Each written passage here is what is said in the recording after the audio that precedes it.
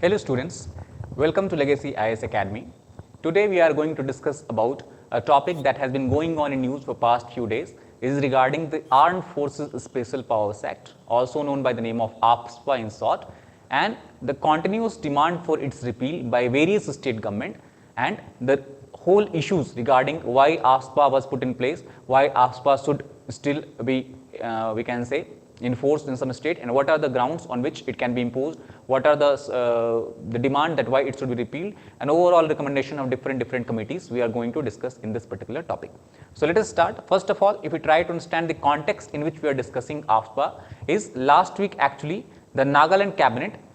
has recommended the AFSPA should be repealed from the state,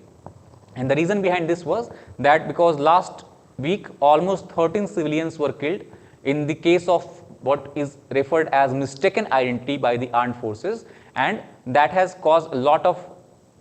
protest against the state government as well as against the army as well as AFSPA in the state of Nagaland. So it was the Moon district where the civilians were killed. It was actually army has said that in somewhere a convoy, or we can say somewhere a vehicle having 6-7 people were coming, and the army asked them to stop but did not heed and still kept on going. So army did not have any other option but to open fire, and because they thought that it was the militants who were moving in that particular vehicles. At the same time, if you look at the statements given by the injured people, they have said that no such warning was given by army for them to stop the vehicles. They just opened the fire on them without any prior warning, and that is the whole issue regarding this particular matter. Now we try to understand slightly the background of this particular act. So this act was initially enforced in year 1942 when the British were still ruling the India, and as we know, the most important or one of the most important phases of the Indian freedom struggle was the launch of Quit India movement by Mahatma Gandhi in year 1942. So to tackle the problems or issues from the Quit India movement, the promulgated act was promulgated by British. However, even after India got independence in year 1947, the first Prime Minister of India, Jawaharlal Nehru, agreed, or we can say decided to retain the act even after the independence of India, and that is why somewhere in year 1958, the first of all the act was brought in the parliament in the form of ordinance and later on notified as an act. And at that time, the Home Minister Govind Ballabh Pant as well as the Prime Minister Jawaharlal Nehru has defended the promulgation of this act on the ground that the maintenance of internal security of India is very important matter and could not, and that is why the army should be deployed wherever such issues are arising. Later on, somewhere between year 83 to 90, the act was also enforced in the state of Punjab because of the demand for Khalistani separation or Khalistani separation demand, separatist demand, as well as later on it was extended to the state of Jammu and Kashmir in year 1990 because of the increasing cases of militancy and terrorism in the given state. Now, if you look at the current scenario where the act is in force and from where it has been withdrawn, so we can see the act is currently in force in the state of Mizoram, Nagaland, Manipur, Assam, Jammu Kashmir and some parts of Arunachal Pradesh. However, in the state of Meghalaya, that is in northern states, if you look at this, the act was withdrawn somewhere in April 1, 2018, and right now the act has been withdrawn from all the full state of Meghalaya. However, it is in force in almost 10-kilometer belt, that is bordering regions between Meghalaya and Assam. Similarly, if you look at the Arunachal Pradesh, the act is in force in the whole state except act has been removed from the whole state except 3 districts and 8 police stations. At the same time, the states of Assam and Nagaland, the whole state is under the AFSPA, as well as in Manipur, the whole state is under the AFSPA except the Imphal municipal area. So that is the current situation as far as the promulgation or enforce of the act is concerned. Now we try to understand that what are the grounds on the basis of which this act can be implemented or act can be put in place in particular area or any particular state. So first of all, under the Armed Forces Special Power Act, there is a section mentioned that is called as section 3, and in section 3 there is a provision of, we can say, declaration of any given area as a disturbed area. Once this area is declared as a disturbed area either by the central government or by the state government or by the governor, or if it is a union territory, then the administrator of union territory, any of these 4 can declare the area or the whole state itself as a disturbed region. Even governor can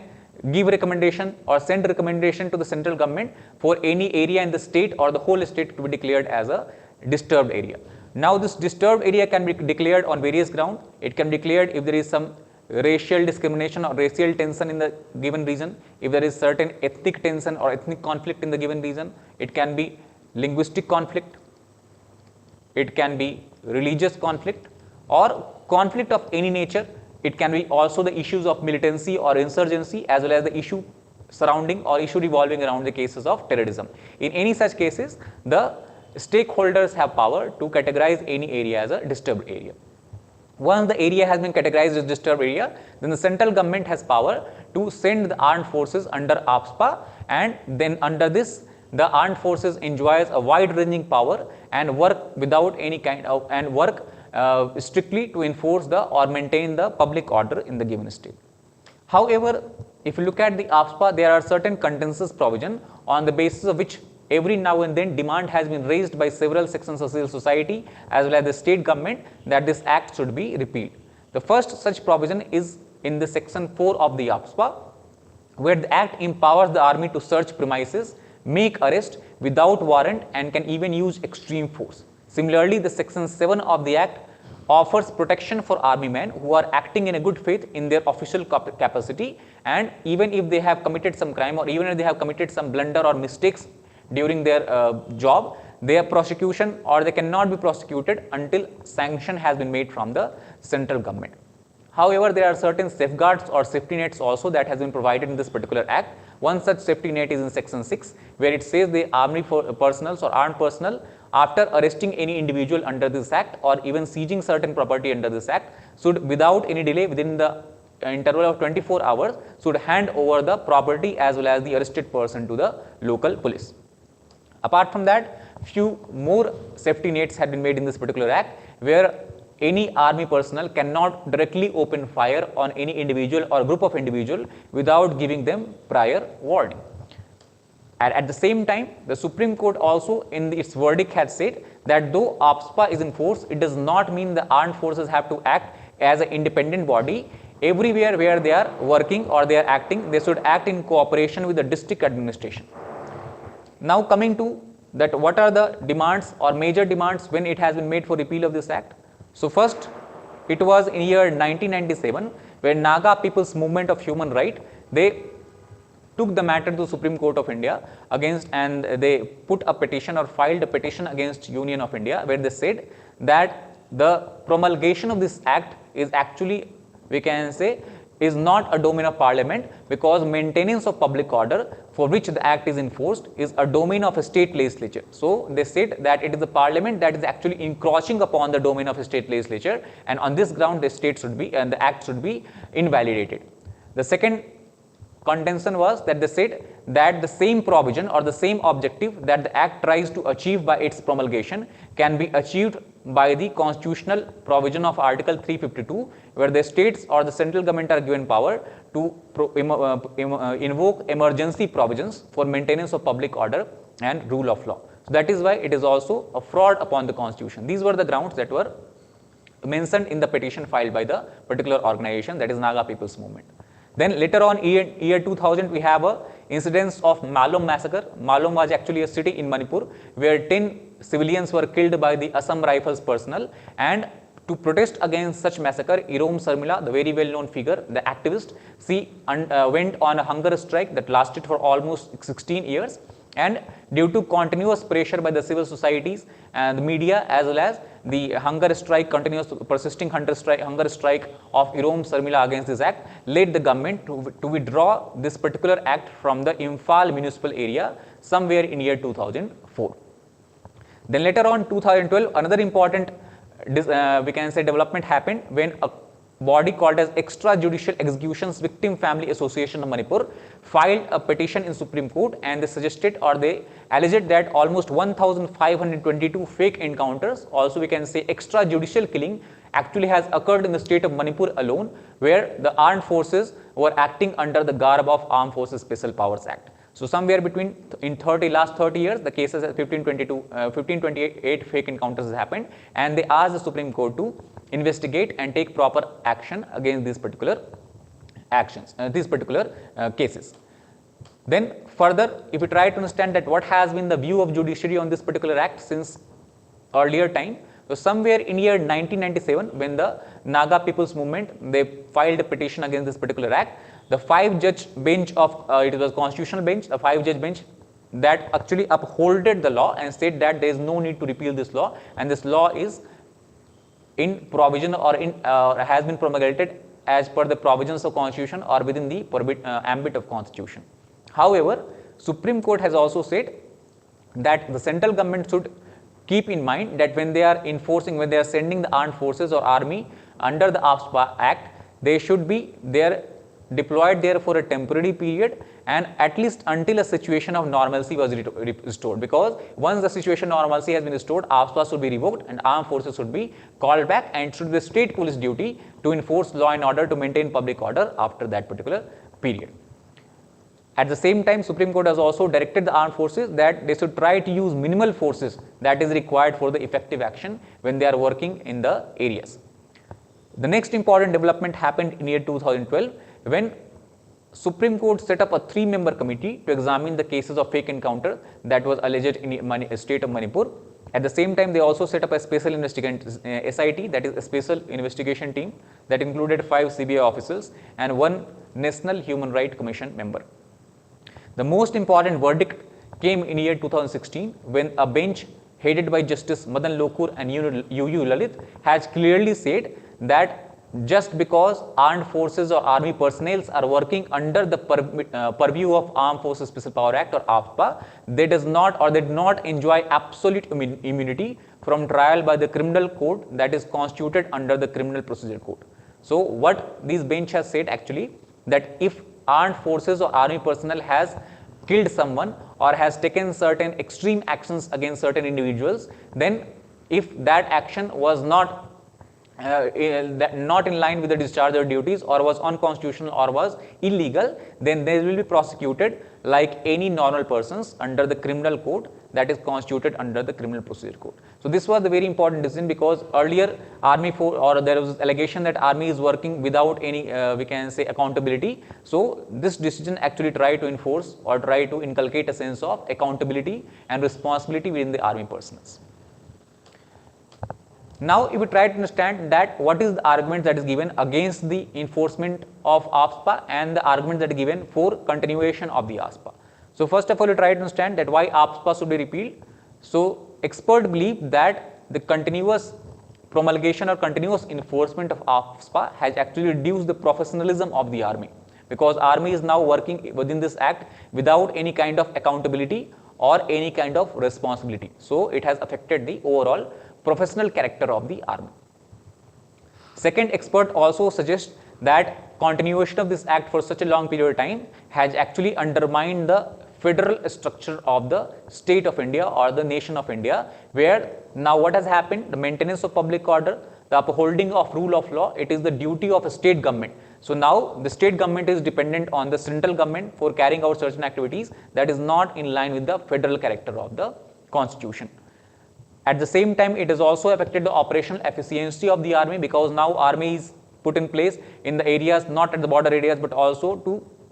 fight the elements that are present within the country. That is not the duty, that is not the domain of the army. Army has to fight the external threat, not the internal threat. Army has to fire upon the external enemies, not the citizens of India themselves. So both the operational efficiency of army has also declined. At the same time, if you look at the operational efficiency of the state police, that also has declined, because now they are over dependent on the armed forces to do the duties that actually lie in the domain of the state police forces.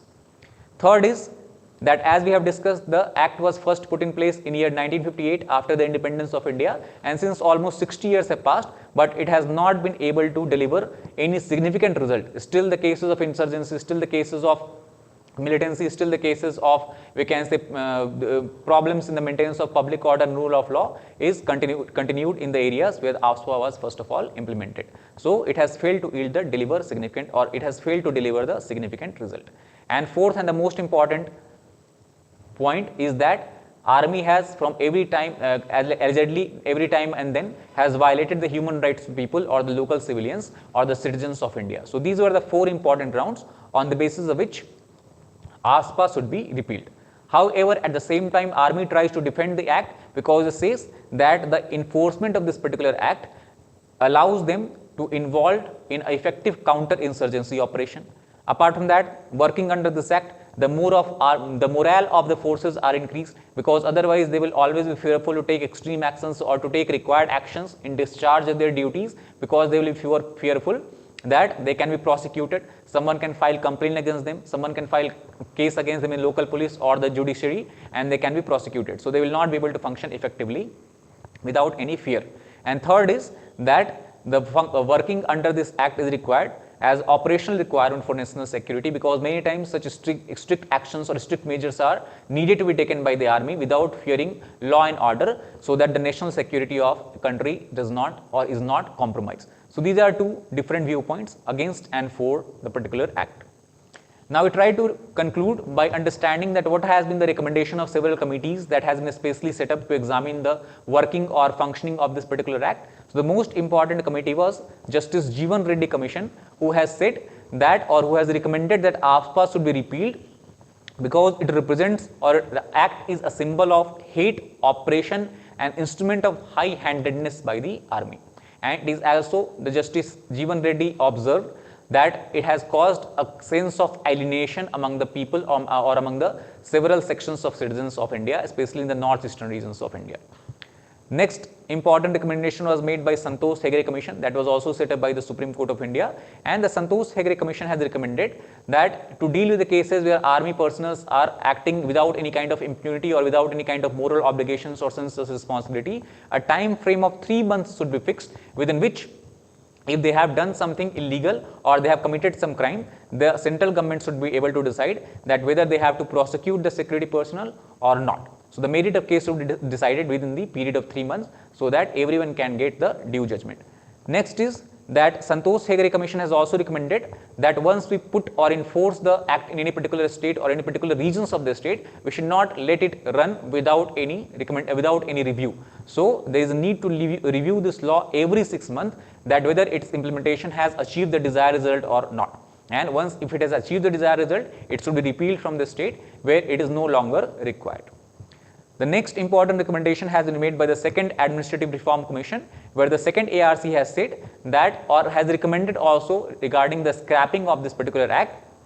as it believes that a scrapping of AFSPA would actually remove the sentiments of discrimination and alienation that is faced by the people, or that is a feeling, general feeling of people of northeastern India against the government. At the same time, second ARC has suggested that rather than relying on the AFSPA for maintenance of public order in the disturbed areas or in the difficult areas, we should be able to amend the Unlawful Activities Prevention Act, that is UAPA in 1967, and we should make important provisions, or we should put some important provisions to deal with the issues of disturbances regarding the maintenance of public order. So that is overall view of the Armed Forces Special Power Act, and we discussed that what are the grounds on which it can be enforced, and both viewpoints we have discussed, that why it should be repealed or why it should be kept on running or kept on being enforced in different regions. So that is all for today. I hope you like this session. Please like, share and subscribe if you like this session. We'll come soon with another interesting current affairs topic. Till then, take care. Thank you very much.